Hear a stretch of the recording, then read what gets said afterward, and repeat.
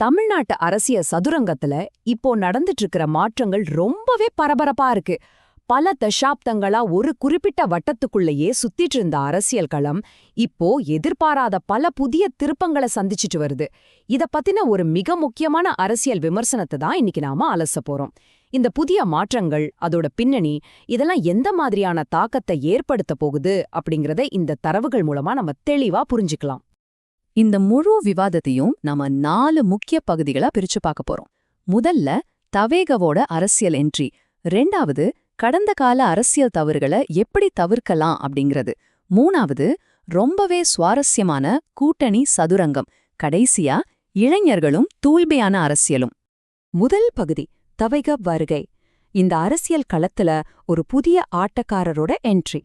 பல வருஷமா ஒரு சில பலமான ஆட்டக்காரர்கள் மட்டுமே ஆதிக்கம் செலுத்திட்டு இருந்த களத்துல இப்போ ஒரு புதிய என்ட்ரி நடந்திருக்கு. இந்த தரவுகள் தவைகவைய எப்படி பாக்குதுன்னா, ஒரு பலமான கோட்டைக்குள்ள புகுந்து ஒரு மிகப்பெரிய மாற்றத்தை ஏற்படுத்துற புதிய சக்தியா பாக்குது. ஒரு நியூ பிளேயர் உள்ள வந்தா கேம் எப்படி மாறுமோ அந்த மாதிரி ஒரு சூழல் இப்போ உருவாகியிருக்கு.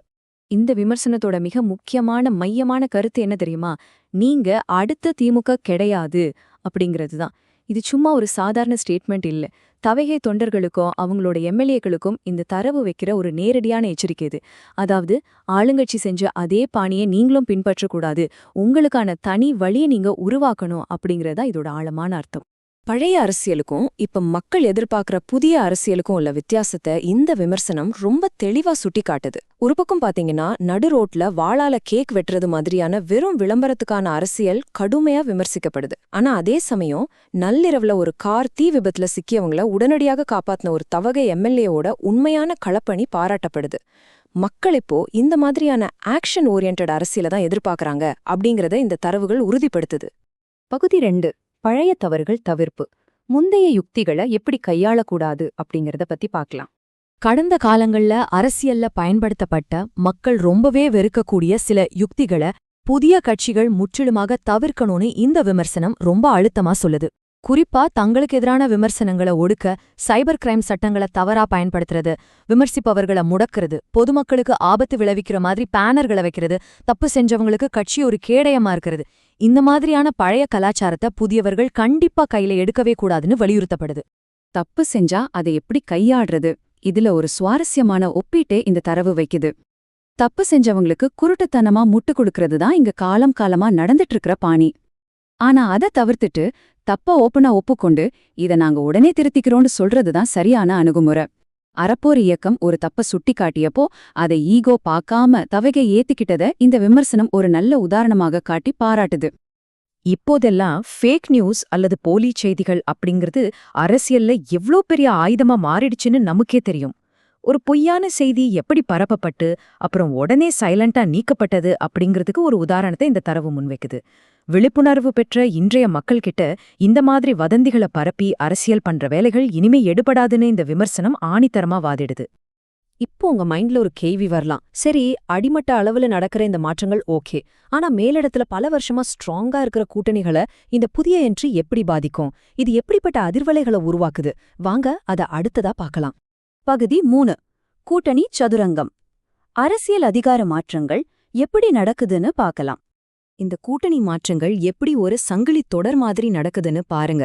20 வருஷமா இருந்த திமுக காங்கிரஸ் கூட்டணி முறிவு, அதைத் தொடர்ந்து காங்கிரஸ் தவவிக கூட்டணியில இணைறது, அது மட்டுமில்லாம விசிக மற்றும் கம்யூனிஸ்ட் கட்சிகளுக்கும் அழைப்பு விடுக்கப்படுறது, இதெல்லாம் பார்க்கும்போது தமிழ்நாட்டு அரசியல்ல ஒரு மிகப்பெரிய பூகம்பமே உருவாகியிருக்குன்னு இந்த தரவுகள் ரொம்ப தெளிவா விவரிக்குது.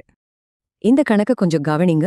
ஒரு காலத்துல 28 கட்சிகளை உள்ளடக்கிய ஒரு அசுர பலம் பொருந்திய கூட்டணியா இருந்த திமுக இப்போ கூட்டாளிகள் வெளியேறதால கொஞ்சம் பலவீனப்பட்டிருக்கிறதா இந்த விமர்சனம் கணிக்கிறது.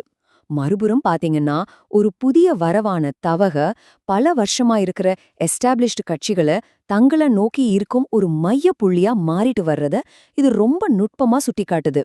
சரி, கூட்டணியிலிருந்து காங்கிரஸ் வெளியேறியத திமுக தரப்பை எப்படி பாக்குது?